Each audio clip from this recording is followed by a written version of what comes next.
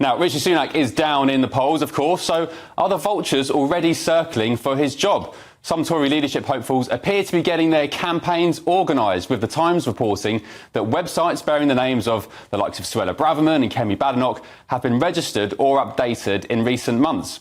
These have names such as suellaforleader.co.uk, kemiforleader.com and backingbadenoch.co.uk. So, former editor of The Sun, Kelvin Mackenzie, joins me now to discuss this. Kelvin, if Sunak does go, are those kind of names, and Penny Mordaunt, I guess, as well, Priti Patel, are they the front runners for the Conservative Party? And also, are these website names any hint that they are truly getting organised? Well, I hope they're getting organised. Regrettably, Rishi, very clever man, a very poor leader. I mean, he's made some phenomenal... As long as he lives, Normandy will live with him. And so I was with one of Kemi Badenoch's kind of advisors, and what she indicated to me was that there was really quite bad blood between Rishi and Badenoch anyway. And so I think she's number one. And I very much... Suella's nowhere to be seen, Priti's nowhere to be seen. Unless somebody comes out right out of left field, then I'm afraid I think she's almost going to get a coronation rather than a competition. Kemi? Yep. And to be honest with you, had she been in charge... I know it's ridiculous because we'd have had number 5 Prime Minister had she been in charge for the last year or so. I think the Tories would have put up a better show. They probably will still get beaten in the same way, but there would have been a sense of hope. Where is the hope for the Conservative Party after the election? That's what worries me most. Well, and the other thing that worries me is that they have deliberately put in a load of kind of, quotes, one nation Herberts to be potentially elected as Conservative. In these safe seats. In the safe seats. Yeah. However, right, if they try one nation, once they get the other side of a defeat like that, honestly, they will not last 5 minutes. But, Kelvin, if you listen to the likes of those One Nation types, or the Tory wets, as some critics would call them, people like Tobias Ellwood, he would say, you don't win elections from lurching to the right, you win elections from the centre ground. Well, just tell the French that, then. Tell the French that. Yeah. Look what's happening in Germany. Look what's happening across Western, quote, So why don't those wets get it, Kelvin? They don't understand it. They look upon politics as a kind of intellectual exercise, all about the brain, nothing to do with the heart. And that is where Farage is winning left, right and centre. I expect him now to do vaguely better than the polls suggest.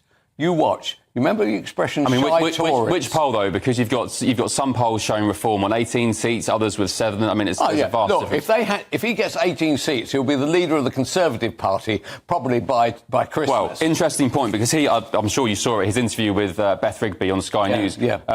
Talking of the Tories, she asked if you would ever go to the Tories if and when they're annihilated and so on. You know, the same old question. Yeah. He said they are ghastly. They've betrayed the 2019 Brexit result, and to them it's all a game. This is a political movement. I want nothing to do with them. Okay. So he said there's no interest. I don't care about ever leading the Tories. Right. Well, there is a point about that, because if you look at Le Pen, right, Marine Le Pen's father set up that party in 1972. So it's taken them 5 decades in order to get where they are today, which is a 34.5 or 34% lead, right? So you could argue that it won't be Nigel that ends up running the country. It will be Nigel's son. Do you see what I mean? So I say to him, if you get 18 seats, do a deal with the Tories and take it over. I'm talking about taking over. I'm not talking about him being deputy leader or him being shadow Home Secretary or shadow Chancellor. I'm saying you become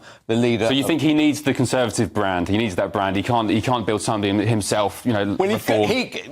I say he hasn't got enough time. Yeah. Right. And that it would have to be his son or his grandson, like the Le Pen issue. Right. I'm not sure if they want to get involved, but I mean the flack that Nigel gets. I've been following and speaking to Nigel since maybe 2015 when the general election, when he was running with UKIP. I went with him on a few speeches to town halls and local pubs. The abuse he got from, the far left, I'm not sure anyone would want to put up with that. But Kelvin, talking of the Tories, they've released this campaign ad with the message, "Illegal migrants are waiting for Labour."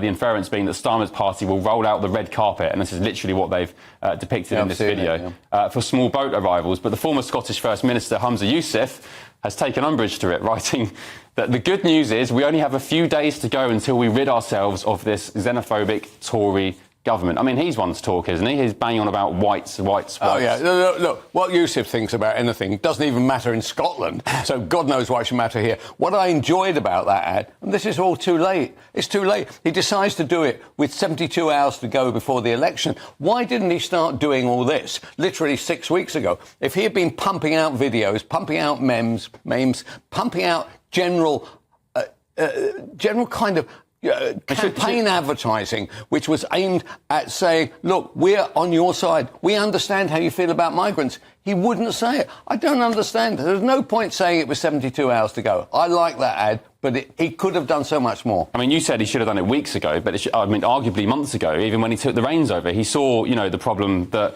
laid before him with the One Nation Tories. Just grab the ball by the horns, surely, and just, Yes, you know what the members want. Yes, I know, but he can't do it. And a lot of members, Tory MPs couldn't do it. They can't get down and dirty. And one of the great things about Farage, and I accept, the abuse he gets is beyond disgusting. Right? The abuse is he takes it on, gets up, and he carries on punching.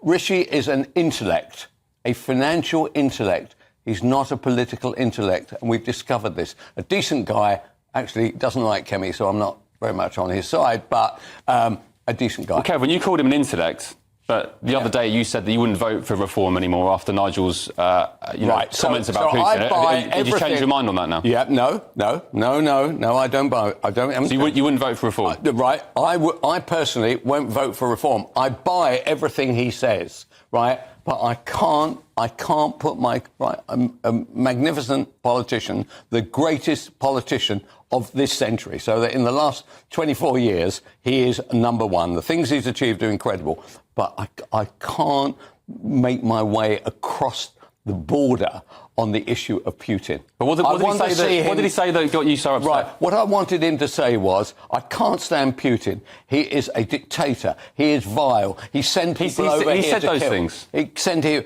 Well, he didn't say it in a way which his umbilical cord to me. He didn't say it.